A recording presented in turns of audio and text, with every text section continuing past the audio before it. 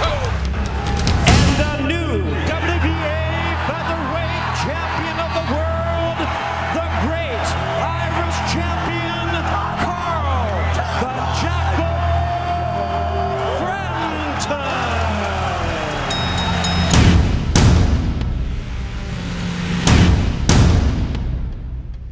Carl, I want to welcome you and also congratulate you. I had you as my Fighter of the Year for 2016. The victories over Quigg and Santa Cruz. You beat two guys who had a combined record of 63-0. It was a great year for me. I think that, starting off with a Quigg fight, that was a huge fight back home in the UK and Ireland. It was talked about for, it seemed like about 4 years. We filled the Manchester Arena where Quigg is from. The atmosphere was incredible. I'll never forget the atmosphere of that fight. The fight didn't live up to expectations. It was a bit of a dull affair. I feel like I won it in second gear, and then got into July against Leo. It was an amazing fight. That one was the one that kind of made people in America sort of stand up and think that Frampton can actually fight. Santa Cruz continues to lean forward, and it continues to pay dividends for Carl Frampton, although they both are scoring in this electrifying exchange.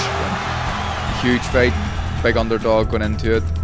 Again, it brought a lot of travelling support, and moving up the featherweight to beat a three-weight world champion.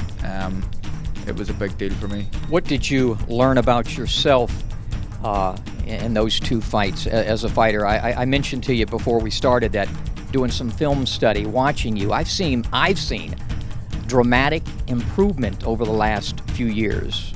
I believe that I'm improving all the time.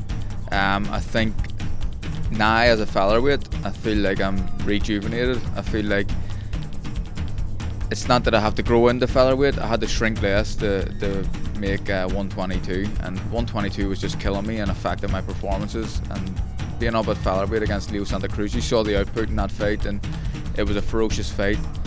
I don't believe I could have fought like that at 122. I don't think I would have had it in my tank to do that.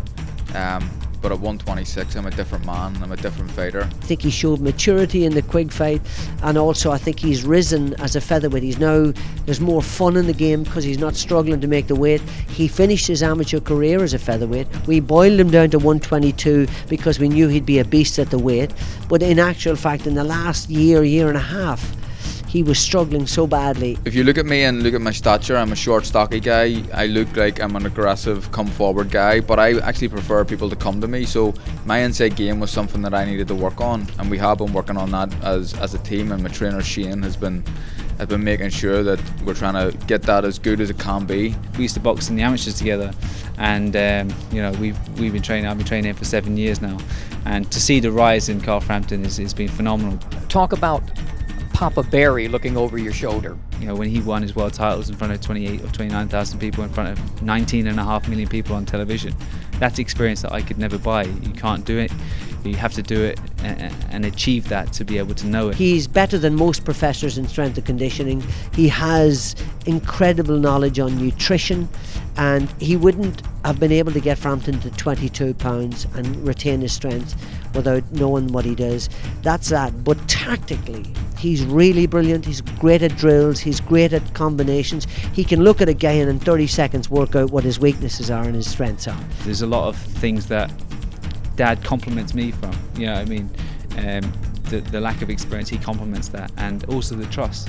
And he knows that I know the boxes in terms of I'm quite an emotionally intelligent person, whereas Dad is a former fighter that just understands his way, and it's great to have the both. Carl, look into that camera. Tell the folks what's going to happen in the rematch with Leo Santa Cruz. I'm going to win, first and foremost. That's the plan, that's the objective, to win this fight.